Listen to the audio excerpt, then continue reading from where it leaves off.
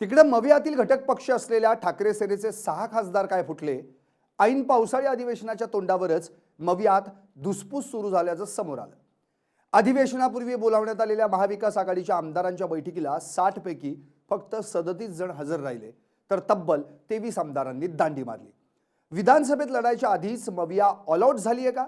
ठाकरे सेनेचे 6 खासदार फुटल्यानंतर 23 आमदारांनी दांडी मारली, हा ऑपरेशन टायगर इफेक्ट मानायचा का? पाहुयात यावरचा हा स्पेशल रिपोर्ट। ठाकरे नाराज, अधिवेशनापूर्वीच मवियाच्या बैठकीला 23 आमदारांची दांडी।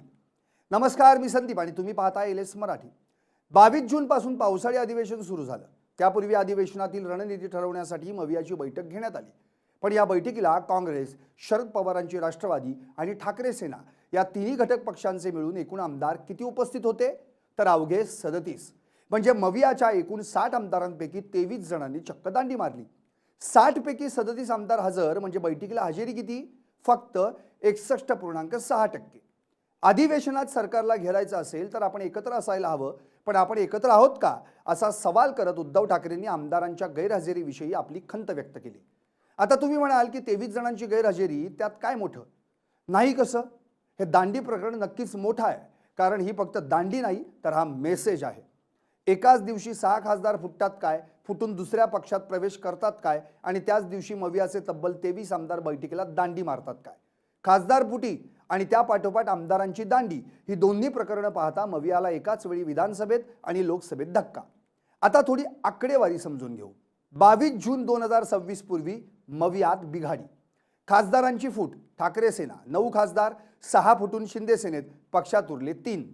आमदारांची दांडी, बैठकीला 60 आमदारांपैकी 37 हजर, 23 गैरहजर।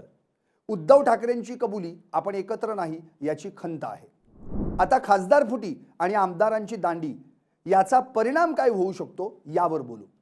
मवियाचे जे 23 आमदार बैठकीलाच आले नाहीत, ते सभागृहात सरकार विरोधात आक्रमकपणे लढतील का? आणि हे दांडी सत्र अधिवेशनातही असं सुरू राहिलं तर अवघ्या 37 जणांच्या जीवावर सभागृहात सरकारला घेरणं महाविकास आघाडीला शक्य होईल का? शंकाच आहे। आधी 6 खासदार गेले, आता 23 आमदार बैठकीलाच आले नाहीत, याचा अर्थ पुढचा नंबर आमचा, असा मेसेज तर त्यांच्याकडून दिला गेला नाही ना? ऑपरेशन टायगरचा हा पार्ट 2 तर नाही ना, अशी शंका घ्यायला वाव आहे। आपण एकत्र नाही अशी खंत दस्तूर खुद्द उद्धव ठाकरे बोलून दाखवत असतील तर मवियात समन्वय नाही, विश्वास नाही, हे अधोरेखित होत आहे। ठाकरे सेनेबरोबर काँग्रेस राष्ट्रवादीचे आमदारही बैठकीला दांडी मारतायत, हे स्पष्ट होत आहे। 6 खासदार गेले, 23 आमदार बैठकीला आले नाहीत, याचा परिणाम थेट मुंबई, ठाणे, पुणे महापालिकेवर होऊ शकतो आणि स्थानिक पातळीवर मवियातील घटक पक्ष फुटू शकतात। थोडक्यात मविया बॅकफुटवर गेली आहे। आधी 6 खासदार गमावलेत आणि आता तब्बल 23 आमदारांना बैठकीला आणण्यात मवियाचे नेते अपयशी ठरले।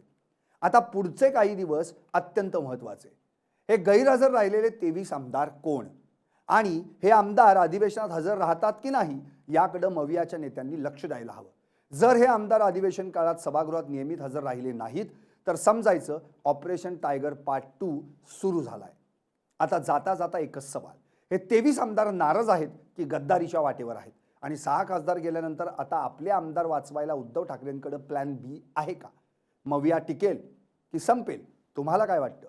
व्हा व्यक्त आणि पाहत रहा एलएस मराठी।